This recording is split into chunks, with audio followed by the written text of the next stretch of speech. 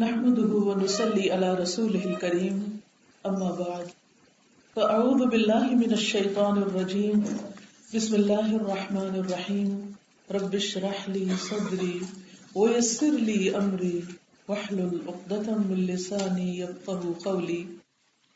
انسان زندگی میں جو بھی کام کرتا ہے، انسان یہ چاہتا ہے کہ اس کا اسے کوئی نتیجہ یا ریوارڈ یا اس کا کوئی نہ کوئی آؤٹ کم دیکھنے کو ملے۔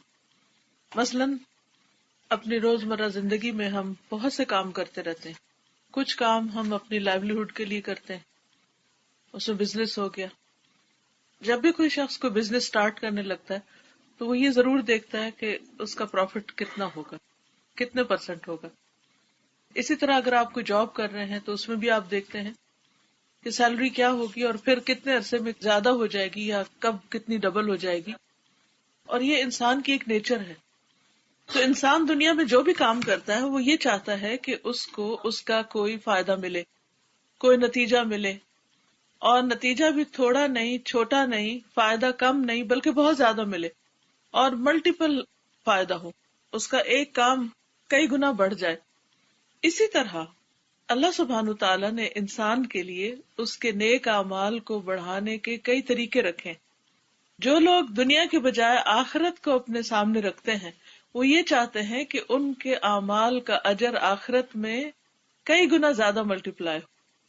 یہ تو اللہ سبحانہ تعالیٰ کا بہت بڑا کرم ہے، احسان ہے کہ ہم کوئی بھی ایک نیکی جو کرتے ہیں، ون سنگل ڈیڈ، اس کا جو صلہ ہے یا ریوارڈ ہے یا اجر ہے وہ صرف ایک نہیں ہوتا، 1 = 1 نہیں ہوتا، بلکہ 1 = 10 ہے، and this is minimum bare minimum. اور یہاں سے ہی اللہ سبحانہ تعالیٰ کی رحمت پتہ چلتی ہے کہ وہ بندوں کے اعمال کا یا بندوں کی نیکیوں کا کتنا قدردان ہے جب ان سے کوئی اچھا کام ہوتا ہے۔ پھر اس کے بعد قرآن مجید سے، نبی صلی اللہ علیہ وسلم کی سنت سے ہمیں بہت سے ایسے اعمال کا پتہ چلتا ہے کہ جو 100 گنا، 700 گنا اور لاکھوں گنا، اور بعض اعمال کا اجر اور ثواب تو ان لمیٹڈ ہے، جیسے فاسٹنگ ہے، صبر ہے۔ ان کے بارے میں ہمیں حدیث سے پتہ چلتا ہے، رسول اللہ صلی اللہ علیہ وسلم فرماتے، اللہ تعالیٰ فرماتے الصوم لی وانا اجزی بہ، روزہ میرے لیے ہے اور اس کی جزا میں خود دوں گا، یعنی بتایا ہی نہیں، سرپرائز رکھا ہے ہمارے لیے۔ اسی طرح صبر، قرآن مجید میں اللہ تعالیٰ فرماتے انما یوفی الصابرون اجرہم بغیر حساب، کہ میں صبر کرنے والوں کا ان کا اجر ان لمیٹڈ، بغیر حساب کے دوں گا، یعنی اتنا کہ جس کا حساب نہیں کر سکتے آپ، جس کو گن نہیں سکتے، جس کو کاؤنٹ نہیں کر سکتے۔ اور اسی لیے آپ دیکھتے ہیں کہ روزہ بھی ایک مشکل کام ہے اور صبر بھی ایک بہت مشکل کام ہے، اور صبر خاص طور پر صدمے کے شروع میں، الصبر عند الصدمۃ الاولی، جو ہی کوئی چوٹ لگے اس وقت صبر کرنا، اس وقت پی جانا اور زبان سے کوئی غلط بات نہ کرنا۔ اسی طرح باقی بھی بہت سے اعمال ایسے ہیں کہ جن کا اجر کئی گنا زیادہ بڑھ جاتا ہے۔ جب دنیا کا کوئی معاملہ ہوتا ہے تو ہماری کوشش یہ ہوتی ہے کہ ہم زیادہ سے زیادہ وہ طریقے اختیار کریں، وہ کام ڈھونڈیں، وہ جابز ڈھونڈیں جس سے ہمیں اس ڈگری کے اندر یا اس ایفرٹ کے اندر زیادہ ریوارڈ ملے۔ آبویسلی ہم ہمیشہ کیلکولیشنز میں ہوتے ہیں۔ مثلاً ہم بازار جاتے ہیں تو یہ دیکھتے ہیں اچھا زیادہ سستی چیز کہاں ہو، کہاں 2 in 1 ہے، کہاں پر کیا سیل لگی ہوئی ہے۔ یعنی خواتین کی خاص طور پر جو انٹرسٹ کی چیزیں ہیں اس میں سے کہ وہ ڈیزائنرز کے بیگز ہیں یا ڈیزائنرز کے جو ڈریسز ہیں وہ کہاں سستے ملیں گے اور چیز بھی اچھی ہو اور کم قیمت پر ہو۔ آؤٹ لیٹس پہ بھاگتے ہیں اور ایک دوسرے کو بتاتے ہیں اور اتنے ایکسائٹیڈ ہوتے ہیں اگر اس میں سے کوئی ایک چیز ہمیں مل جائے تو اس پر ہم بے پناہ خوش ہوتے ہیں۔ لیکن آخرت کے معاملے میں وہ ایکسائٹمنٹ کیوں نہیں، جبکہ رب کریم ہمیں ہمارے اعمال کا کئی گنا بڑھا کر اجر دینے والا ہے۔ سوال یہ پیدا ہوتا ہے کہ کیا ہمیں اس کے وعدوں پر یقین نہیں، یا پھر ہمیں شک ہے کہ ہم نے آخرت کو فیس نہیں کرنا یا وہاں جانا نہیں۔ ہم میں سے کون ہے جو اس دنیا میں ہمیشہ بیٹھا رہ جائے گا؟ ہم میں سے کون ہے جس کو وہاں اعمال نہیں چاہیے یا ان کا اجر نہیں چاہیے؟ کون ہے جس کو اس ہمیشہ کے گھر میں نہیں رہنا؟ ہم سب یہ چاہیں گے، لیکن اس کے لیے ہم کیا کر رہے ہیں؟ اس کے لیے ہم کتنا اس بات کے لیے کین ہے، ایکسائٹیڈ ہے، اس چیز کی تلاش میں ہے کہ وہ کیا طریقے ہیں، وہ کون سے میتھڈز ہیں، وہ کون سی چیزیں ہیں کہ جن کے ذریعے میں اپنا اجر کئی گنا زیادہ بڑھا سکتی ہوں. تو بحیثیت ایک مومن کے، مومن جو ایمان رکھتا ہے، جس کا اللہ سبحانہ وتعالیٰ پر یقین ہے اور جو اللہ کے وعدوں کو سچا سمجھتا ہے، تو بحیثیت ایک مومن کے ہم سب کو اس بات کا شوق رہنا چاہیے، جستجو رہنی چاہیے، تلاش رہنی چاہیے کہ کون سے کام نیکی کے ہیں، اور پھر کون سے وہ کام ہیں جن پر 1 نہیں، 10 نہیں، 100 نہیں، 700 نہیں، انلمیٹڈ اجر ملتا ہے، یا بہت زیادہ اجر ملتا ہے، یا ملتا ہی چلا جاتا ہے، کنٹینیوس اجر ملتا چلا جاتا ہے.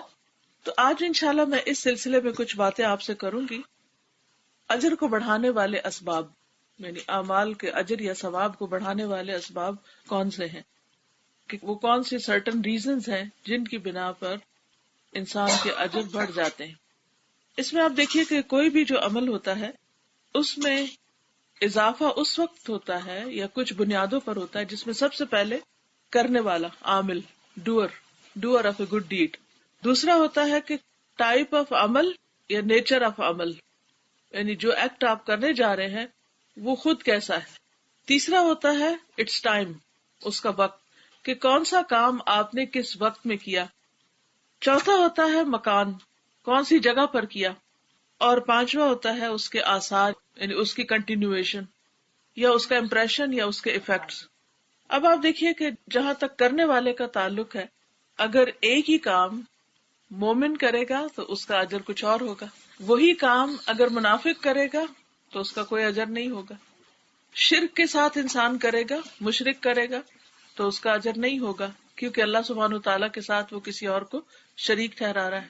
تو اس لیے بعض اوقات لوگ اس بات پر بہت جھگڑا کرتے ہیں کہ فلاں اور فلاں شخص جو ہے ٹھیک ہے، اگر وہ مسلم نہیں بھی لیکن اس نے بہت بڑے بڑے کام کیے تو اس کو اجر کیوں نہ ملے. وہ تو اللہ اور اس بندے کا معاملہ ہے، لیکن اصل بات یہ ہے کہ اللہ تعالیٰ نے ہمیں جو شرائط بتائی ہیں وہ یہ ہے کہ عمل صالح کے ساتھ، نیک عمل کے ساتھ ایمان ضروری. جب تک ایمان نہیں، پہلا سٹیپ نہیں، تو دوسرے پہ آپ آ نہیں سکتے. دوسری چیز ڈیڈ اٹ سیلف، کہ آپ کون سا کام کر رہے ہیں، کیونکہ ایک ہی کام بظاہر دیکھنے میں وہ حلال ہو سکتا ہے لیکن اس کے اندر گڑبڑ ہو سکتی. مثلا آپ کے کئی ایکشنز ایسے ہوتے ہیں جو دیکھنے میں بہت انوسنٹ لگ رہے ہوتے ہیں لیکن حقیقت میں وہ ہوتے نہیں، کیونکہ ان کے پیچھے نیت ٹھیک نہیں ہوتی. مثلا ایک شخص 5 وقت نماز کو جاتا ہے مسجد، دیکھنے میں تو بڑا نیک کام ہے، سب کہیں گے کہ مسجد جانا تو بڑی نیکی کا کام ہے، لیکن اس کی نیت کیا ہے کہ اس کے جو نیبرز ہیں ان کو پتا چلے کہ یہ بہت نیک ہے، پائس ہے اور بہت اچھا انسان ہے. تو وہ مسجد جانا جو ہے وہ اس کے لیے فائدے کا نہیں ہوگا، کیونکہ اس نے لوگوں کو دکھانے کے لیے مسجد کی راہ اختیار کی. تیسری چیز یہ کہ کس ٹائم پر کیے. مثلا کوئی کام آپ رمضان میں کرتے ہیں اس کا اجر بڑھ جاتا ہے. مثلا نماز آپ وقت کے اندر پڑھتے ہیں تو اس کا اجر کچھ اور ہوتا ہے. وہی نماز آپ وقت کے باہر پڑھتے ہیں تو اس کا کوئی ثواب نہیں ہوتا. جسے کہتے ہیں نا پنجابی میں ایک محاورہ ہے، ویلے دی نماز اور کویلے دیا ٹکرا، یعنی پھر تو وہ صرف ٹکرے مارنے والی بات رہ جاتی، کیونکہ قرآن مجید میں آتا ہے کہ ان الصلاۃ کانت علی المؤمنین کتابا موقوتا، کہ بے شک نماز مومنوں پر وقت کی پابندی کے ساتھ فرض کی گئی کہ ود ان ٹائم ہو. پھر اسی طرح آپ دیکھیں کہ حج کا جو عشرہ ذوالحج ہے اس کے اندر اگر آپ کوئی کام کرتے ہیں تو اس کا اجر کئی گنا زیادہ بڑھ جاتا ہے. پھر رمضان کی آخری راتیں جو ہیں، طاق راتیں جو ہیں، آخری عشرہ جو ہے اس میں کی ہوئی عبادت جو ہے وہ کئی گنا زیادہ بڑھ جاتی، خاص طور پر قیام اللیل. تو اس چیز کا بھی خیال رکھنا چاہیے کہ کون سا کام کب ہو رہا ہے. اسی طرح اگر صبر ہے جیسے، تو صدمے کی شروع میں کیا جائے تو اس کا اجر اور ہے، اور جب ساری باتیں ہو چکی، چیخ چلا چکے اور منہ سے بھی غلط باتیں نکالی اور اینڈ میں رو دھو کے جب تھک گئے تو پھر کہا اچھا میں اب صبر کرتی، تو اس وقت تو وہ صبر نہیں شمار ہوتا. پھر اسی طرح یہ ڈپینڈ کرتا ہے کہ آپ کام کس جگہ کر رہے ہیں. مثلا مرد حضرات جو ہے اگر گھر میں فرض نماز پڑھ رہے ہیں تو اس کا اجر اور ہے، اور اگر وہ مسجد میں پڑھ رہے ہیں تو 27 ٹائم زیادہ ہو جاتا ہے. نماز وہی ہوگی، رکعتیں اتنی ہی ہوگی. پھر اسی طرح اگر وہ مکہ میں جاتے ہیں تو اس کا اجر اور ہے، اور اگر حرم کے اندر نماز پڑھتے ہیں تو اس کا اور ہے. مدینہ میں جاتے ہیں تو اس کا اجر اور ہے. مسجد اقصی میں کچھ اور ہے. اور اگر کسی ایسی جگہ پر نماز پڑھی جا رہی جہاں نماز پڑھنے سے منع کیا گیا، مثلا قبرستان ہے، تو وہی نماز، وہی رکعت ہے، وہی تسبیح، وہی ذکر، وہ ایکسیپٹیبل نہیں، کیونکہ وہاں منع کیا گیا. اسی طرح واش روم کے اندر یا حمام کے اندر نماز پڑھنا وہ منع کیا گیا. پھر آخری چیز یہ ہے کہ جو کام آپ کر رہے ہیں اس کا امپیکٹ اس سراؤنڈنگ پہ کیا ہو رہا ہے، آس پاس کے لوگوں پر کیا ہو رہا ہے. مثلاً ایک شخص سو رہا ہے اور دوسرا اس کے پاس بیٹھ کے بڑی خوبصورت انداز میں تلاوت کر رہا ہے اور اونچی اونچی تلاوت کر رہا ہے، اور وہ جو سویا ہوا شخص ہے وہ بیچارہ ہر منٹ کے بعد جاگ رہا ہے، ہر منٹ کے بعد جاگ رہا ہے اور سخت آوازار ہو رہا ہے. اب کرنے کا تو آپ نیک کام کر رہے ہیں، لیکن آپ دوسرے کو تنگ کر رہے ہیں ساتھ ساتھ، تو اس کا پھر وہ اجر تو آپ کو نہیں ملے گا. پھر اسی طرح اگر آپ قرآن مجید پڑھ رہے ہیں اور اس کا کوئی اثر ہی نہیں لے رہے، اپنے دل پر کوئی اثر ہی نہیں، آپ کا دل کہیں اور مشغول ہے، پڑھ رہے ہیں، آپ تلاوت کر رہے ہیں، بہت خوبصورت قرات کر رہے ہیں، لیکن دل آپ کا کوئی پریشانی کی بات سوچ رہا ہے، بچوں کے بارے میں، ادھر کی ادھر کی، اور کچھ پتہ نہیں کیا پڑھ رہے ہیں، تو اس کا اجر کچھ اور ہے. کیونکہ آپ صرف حرف پڑھ رہے ہیں تو حرف پڑھنے پر نیکی تو ہے، لیکن اگر آپ قرآن پڑھ رہے ہیں اور اس کو سمجھ رہے ہیں اور آپ پڑھ رہے ہیں اور اس کے بعد آپ کا دل پگھل رہا ہے، آپ کا دل بدل رہا ہے، آپ کے آنکھوں سے آنسو آ رہے ہیں، آپ کے دل میں اللہ کی محبت بڑھ رہی ہے، تو وہی ایک لائن پڑھنا پورے ایک سپارہ پڑھنے سے بھی زیادہ بہتر ہو سکتا ہے، کیونکہ اس کے اندر آپ کو ایک اور ہی اس کا امپیکٹ آیا ہے، آپ کے اوپر اس کا اور ہی اثر ہوا. پھر اسی طرح ایک کام ہوتا ہے جو آپ خود کرتے ہیں، لیکن ایک کام ہوتا ہے جو آپ کو دیکھ کر اور لوگ بھی شروع کر دیتے ہیں. تو جتنے لوگ وہ کام آپ کو دیکھ کے شروع کرتے ہیں، مثلا اگر آپ چیریٹی کا کوئی کام شروع کرتے ہیں یا تعلیم کا کوئی کام شروع کرتے ہیں اور لوگ آپ کو دیکھ کر ویسا ہی کرنا چاہتے ہیں، تو جتنے لوگ آپ کی وجہ سے وہ کر رہے ہیں، یا آپ نے کسی کو کوئی چیز بتائی، مثلاً اگر آپ کسی کو بتاتے ہیں کہ مہینے میں 3 نفلی روزے رکھنا جو ہے وہ سینے کے کیڑے کو دور کر دیتا ہے، یعنی دل کے اندر جو لوگوں کے بارے میں بری بھلی باتیں اور ایک تنگی ہوتی ہے وہ ختم ہو جاتی. اب آپ مہینے میں 3 روزے رکھتے ہیں، یا آپ ہر سوموار کو اور جمعرات کو روزہ رکھتے ہیں، اور آپ کو دیکھ کے اور لوگ بھی رکھنے لگتے ہیں، اچھا آپ رکھ رہے ہیں میں بھی رکھتی، کیونکہ انسان کی نیچر ہے کہ اس کو اکیلے کام کرنا مشکل لگتا ہے، لیکن جب وہ کسی اور کو دیکھتا ہے وہ کر رہا ہے تو وہ بھی شروع کر دیتا ہے. تو ایسے میں کیا ہوتا ہے کہ آپ کو دیکھ کے کسی اور نے رکھا تو اس نے جو رکھا اس کا اجر آپ کو بھی مل رہا ہے. تو من سن فی الاسلام سنۃ حسنۃ، جس نے اسلام میں ایک اچھی سنت جاری کی تو اس کا بھی اجر، اور جتنے لوگ اس کو فالو کریں ان سب کا اجر. تو اس اعتبار سے جب آپ کوئی بھی اچھا ڈیڈ کرنے لگے، کوئی بھی اچھا کام آپ کرنے لگے، تو ضرور سوچیں کہ میری نیت کیا ہے، کام کا طریقہ کیا ہے، میں اس کو کس جگہ پر کر رہا ہوں اور کس وقت کر رہا ہوں، اور پھر اس کا امپیکٹ دوسروں پر کیا پڑے گا. یعنی کوئی بھی گڈ ڈیڈ جو ہے اٹس ناٹ دیٹ سمپل. وہی اچھا کام مختلف حالات کے فرق سے اس کا اجر فرق ہو جائے گا. اسی طرح اجر بھی اور گناہ بھی زیادہ. مثلاً زنا کرنا ایک برا کام ہے، لیکن اگر کوئی اپنے نیبر کی عورت سے کرتا ہے تو وہ اور بھی زیادہ برا ہے. اگر کوئی انسسٹ کا شکار ہوتا ہے تو وہ اور بھی کئی گنا زیادہ قبیح اور زیادہ بدترین کام ہے.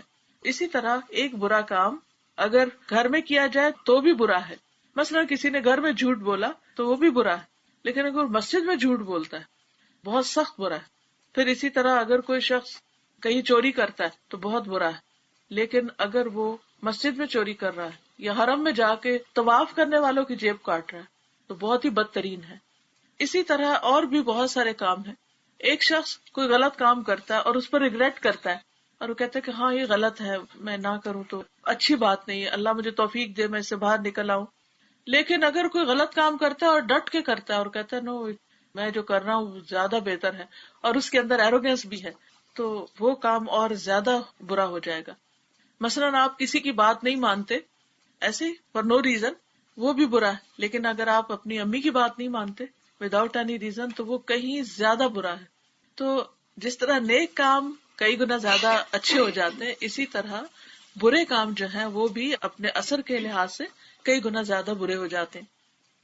سب سے پہلی بات تو یہ ہے کہ جو کام کرنے والا ہے اگر اس کا ایمان ہے اور اس کے اندر اخلاص ہے اور وہ کام کا طریقہ درست ہے تو اس کا اجر کہیں زیادہ ہے. اب طریقے کا مطلب کیا ہے کہ جتنی بھی عبادات ہیں وہ نبی صلی اللہ علیہ وسلم کے طریقے پر ہونی چاہیے. مثلاً ہم نماز پڑھتے ہیں تو ہماری پوری کوشش ہونی چاہیے کہ ہم ایک ایک سٹیپ اس طرح ادا کریں جس طرح نبی صلی اللہ علیہ وسلم نے کیا.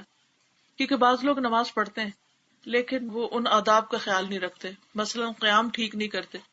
قیام میں کیا ہے کہ آپ کھڑے ہوں تو آپ ہلے جلے نہیں، ادھر ادھر نہیں دیکھیں. نبی صلی اللہ علیہ وسلم نے سجدے کی جگہ پر دیکھنے کے لیے کہا ہے. تو اگر ہم آنکھیں بند کر لیتے ہیں اور آرام کر رہے ہوتے ہیں، آرام کی سی ایک کیفیت میں ہے، یا وہ سامنے جاتی اڑتی چڑیا کو دیکھ رہے ہیں، یا کوئی پتا ہلا تو ادھر نظر آ گئی، یہ چیز نماز میں نہیں ہونی چاہیے. اسی طرح بعض اوقات لوگ رکوع کرتے ہیں تو رکوع بس اتنا سا جھکتے، اتنا سا، تو اتنا جھکنے سے رکوع نہیں ہوتا، اس کو پورا جھکنا چاہیے. مثلا اگر آپ یوں کھڑے ہیں تو آپ کی کمر یوں ہونی چاہیے اسٹریٹ، حتیٰ کہ اگر پانی کا ایک پیالہ بھی اس پہ رکھ دیں تو وہ بھی نہیں گرے، یعنی بالکل ایک چھت سی بن جائے.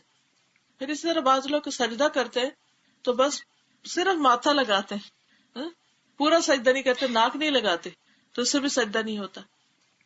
اسی طرح جب بیٹھتے ہیں تو پاؤں ٹھیک نہیں رکھتے، یعنی بعض اوقات پاؤں جو ہے وہ دونوں، کوئی الٹے پاؤں طرف نکال دیتا ہے، کوئی رائٹ سائڈ پہ نکال دیتا ہے دونوں. تو اس میں جیسے ایک کے اوپر بیٹھنا اور ایک کو کھڑا کر کے انگلیوں کو قبلہ کی طرف کرنا. تو جتنا جتنا ہمارا یہ شوق ہوگا کہ ہماری عبادت کا اجر کئی گنا زیادہ بڑھ جائے، تو اتنا ہی ہمیں پھر پرٹیکولر ہونا چاہیے اس عبادت کے طریقے میں بھی، اس کی ظاہری شیپ میں بھی. پھر اسی طرح یہ کہ بیٹھ کے نماز پڑھنے کا آدھا ثواب ہے کھڑے ہو کر پڑھنے کے مقابلے میں. ہم سارے کام کھڑے ہو کر کرتے ہیں، کچن میں کھڑے ہو کے کوکنگ کر رہے ہیں، واشنگ کھڑے ہو کے کر رہے ہیں، شاپنگ کھڑے ہو کے کر رہے ہیں. اگر آپ دن بھر کے کاموں پر غور کریں تو ہمارے 90% کام جو ہے وہ سب کھڑے ہو کے ہو رہے ہوتے ہیں. لیکن کس قدر افسوس کی بات ہے کہ نماز کے وقت ہم بیٹھ جاتے ہیں. تو قیام جو ہے نماز کا ایک رکن ہے، فرض ہے. اور فرض نماز تو ہوتی نہیں جب تک قیام نہ ہو، الا یہ کہ کوئی کھڑا ہو ہی نہ سکتا ہو، ان کو سپورٹ چاہیے ورنہ گر جائیں گے، ان کے لیے تو پھر بیٹھ کے بھی ثواب زیادہ ہے. لیکن عام نارمل صحت مند انسانوں کو بیٹھ کے نہیں نماز پڑھنی چاہیے. پھر اسی طرح یہ کہ اگر کوئی شخص رکوع سجدہ کر سکتا ہے اور وہ جان بوجھ کے اشاروں سے کر رہا ہے تو بھی ٹھیک نہیں. تو نفل نماز میں اگرچہ بیٹھ کے نماز ہو جاتی ہے لیکن اس کا اجر ہاف ہو جاتا ہے. اگر گھٹنے میں تکلیف ہے یا ویسے کسی جگہ پر یعنی ڈاکٹر نے منع کیا ہوا کہ آپ نیچے زمین پر مت جائیں تو اس کی نماز ہو جاتی ہے، اور اس کا اجر بھی اگر اپنی صحت کی حالت میں وہ کھڑے ہو کر پڑھتا رہا ہے تو اب اگر اس وقت اس نے بیٹھ کر بھی پڑھی تو اس کو اجر مل جائے گا.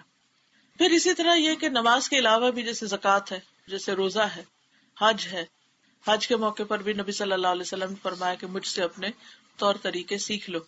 تو بات یہ ہے کہ ہمیں کوئی بھی کام جب کرنا ہے تو اس میں اخلاص بھی اختیار کرنا ہے، اور نبی صلی اللہ علیہ وسلم کا طریقہ بھی. سورۃ الکہف کی آخری آیت میں اللہ تعالیٰ فرماتے ہیں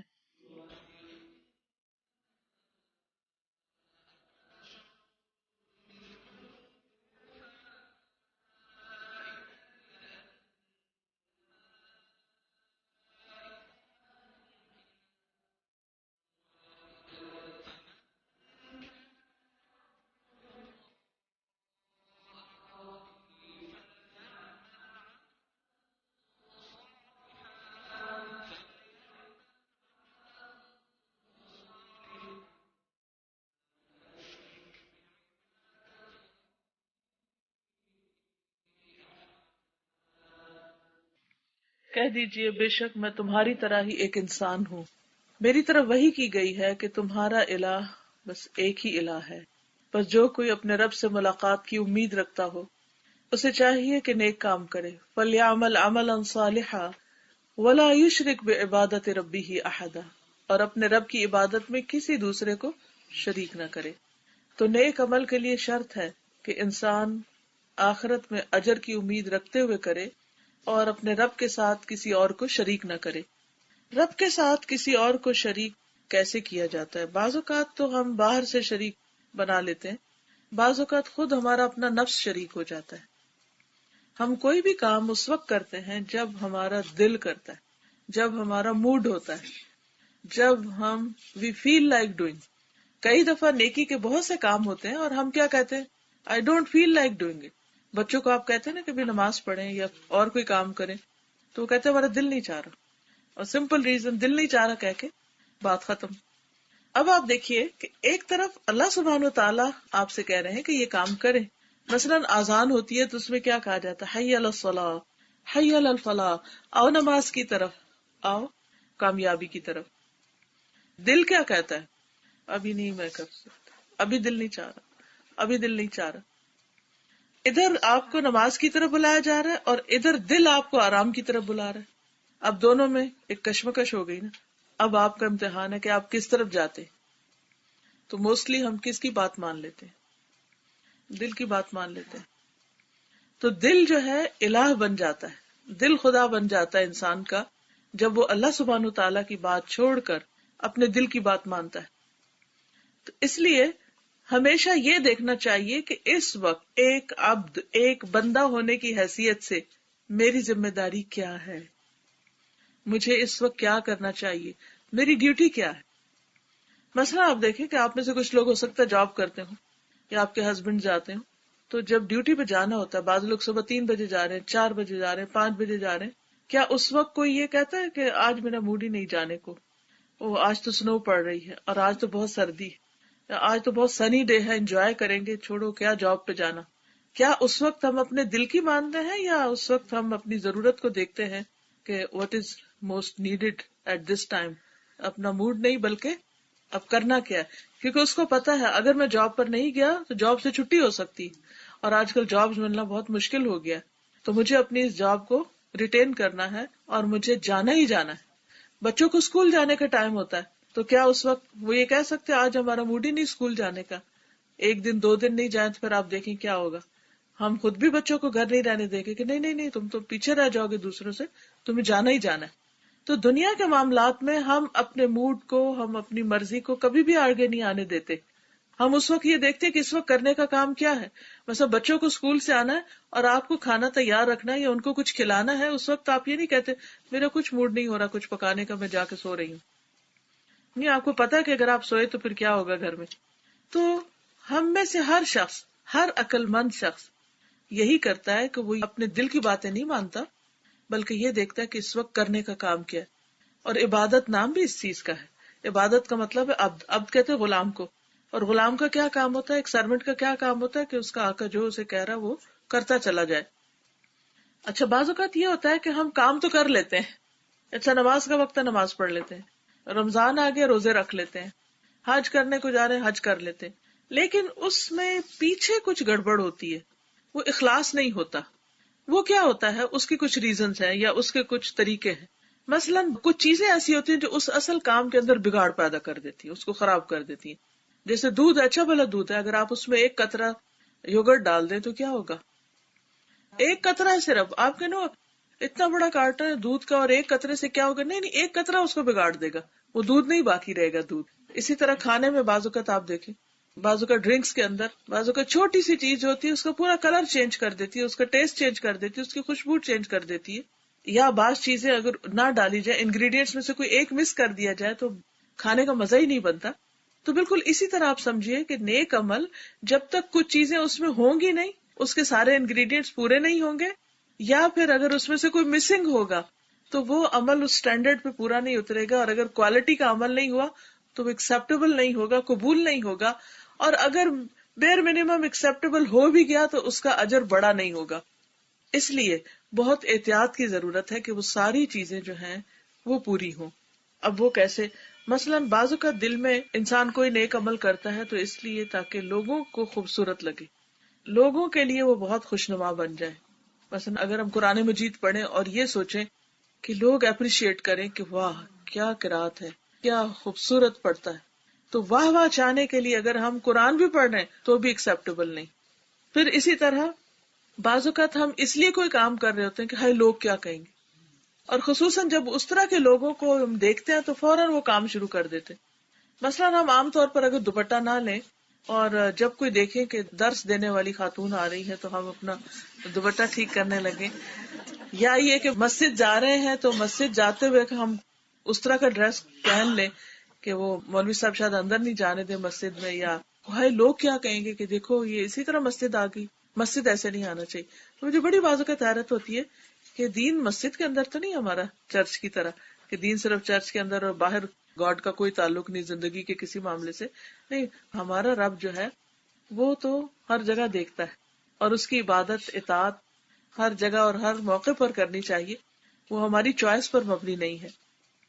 پھر اسی طرح بعض اوقات ہم کچھ کام صرف کسی کی رسپیکٹ میں کرتے ہیں کہ ہاں میرے فادر ہیں، اگر میں نے نہیں کیا تو وہ کیا کہیں گے کہ اس نے اتنا بھی نہیں کیا.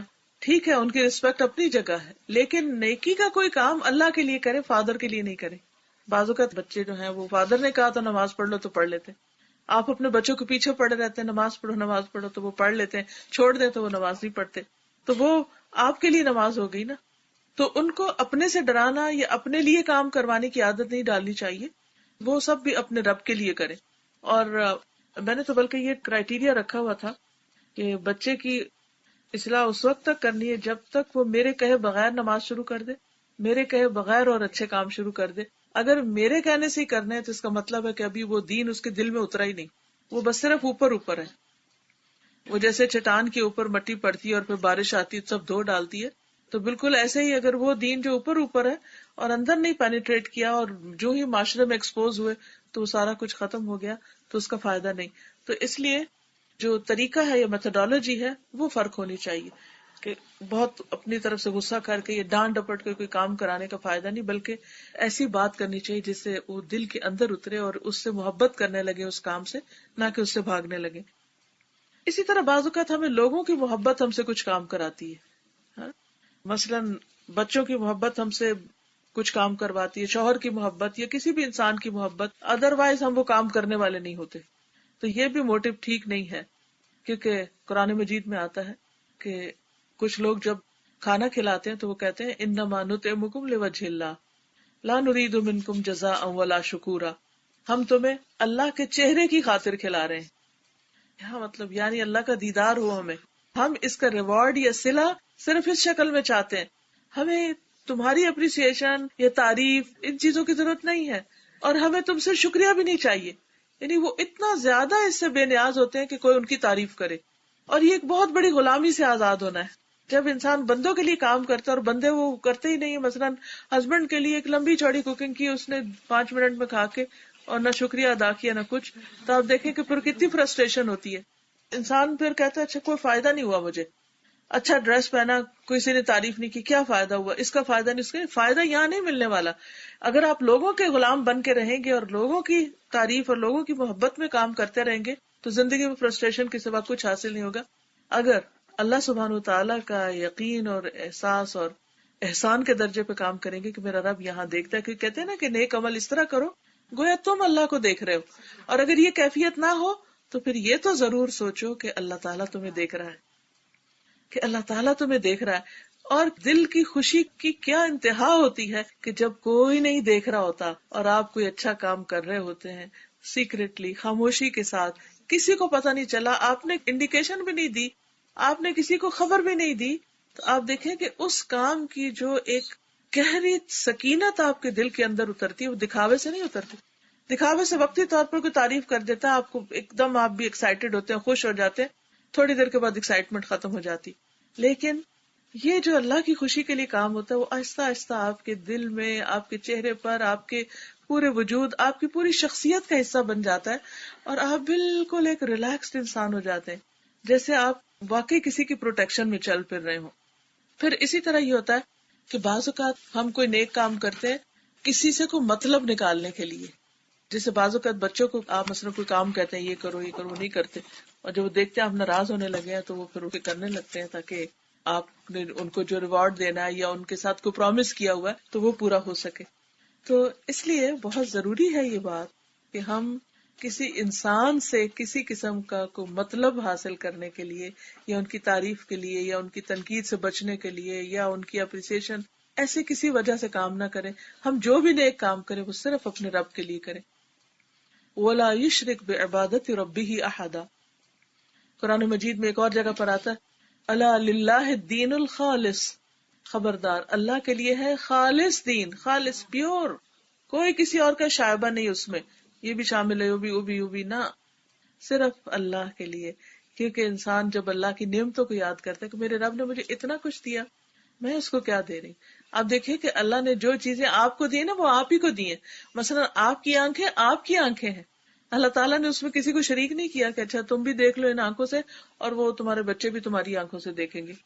سوچئے تھوڑی دیر، اگر ہمیں جو ہماری پرسنل پرائیویٹ تھنگز ہیں اگر ہمیں اپنے گھر والوں کے ساتھ شیئر کرنی پڑتی تو ہماری زندگی کتنی حرام ہو جاتی. اگر ہمیں ہاتھ ملے اور یہ ہو کہ یہ ہاتھ تمہارا بھی اور اس کا بھی، اور ہم ہر وقت ایک جنگ میں رہتے، وہ کہتے ہیں یہ ریسورسز مجھے چاہیے، وہ کہتا ہے مجھے چاہیے، کہ ہر شرکا جو ہے ان کے اندر کچھ نہ کچھ ٹسل چلتی رہتی ہے. تو اس نے جو ہمیں دیا اس میں سے بہت چیزیں ایسی ہیں جو صرف ہماری ہیں، ہم ہی کو دی گئی. مثلاً آپ کو اگر برین دیا ہے، آپ بہت برینی ہیں، آپ بہت انٹیلیجنٹ ہیں اور آپ اس سے سب کچھ کر رہے ہیں، تو ہول سول پورا گفٹ آپ کو ملا ہوا ہے. کسی اور کو اس میں شریک نہیں کیا، کسی اور نے آپ کو نہیں دیا، نہ اس میں آپ کو کوئی بینیفٹ کر رہا ہے. لیکن جب ہم اس برین سے سوچتے ہیں یا اس سے کوئی کام لے کر کرتے ہیں تو ہمارے کوارے گارے کو شامل کر لیتے ہیں اس میں، اور خالص اللہ کے لیے اس کام کو نہیں کرتے. تو اس لیے بہت ضروری ہے کہ جب ہم نماز میں بھی کھڑے تو بار بار اس چیز کی کوشش کریں، نہیں میری یہ نماز اللہ کے لیے ہے. قل ان صلاتي ونسكي ومحياي ومماتي للہ رب العالمین. کہہ دیجئے بے شک میری نماز اور میری قربانی، میری زندگی اور میری موت اللہ رب العالمین کے لیے، میرا سب کچھ میرے رب کے لیے، کیونکہ میرے رب ہی نے مجھے دیا تو میں اسی کی خاطر اس کو کرنے والی ہوں. لا شریک لہ، اس کا کوئی شریک نہیں. وبذالک امرت، مجھے اسی چیز کا حکم دیا گیا. وانا اول المسلمین، اور میں سب سے پہلا فرما بردار ہوں. میں یہ ویٹ نہیں کروں گا کہ اور کون کیا کر رہا ہے کیا نہیں کر رہا، میں خود آگے بڑھ کر سب سے پہلے یہ کام کروں جو اللہ تعالیٰ کو پسند ہے. آپ کو یاد ہوگا کہ پہلے دو انسان جن میں جھگڑا ہوا تھا وہ دو بھائی تھے، حابیل اور قابیل. جب سے حابیل کی قربانی قبول کر لی گئی، قابیل کی نہیں قبول کی گئی، تو حابیل نے کیا کہا تھا؟ انما یتقبل اللہ من المتقین، کہ بے شک اللہ متقی لوگوں سے قبول کرتا ہے. تو تقویٰ کیا ہوتا ہے؟ دل کے اس احساس کا نام جس میں اللہ کی محبت ہو، اللہ کا خوف ہو، اس بات کا احساس ہو کہ میرا رب مجھے دیکھتا ہے.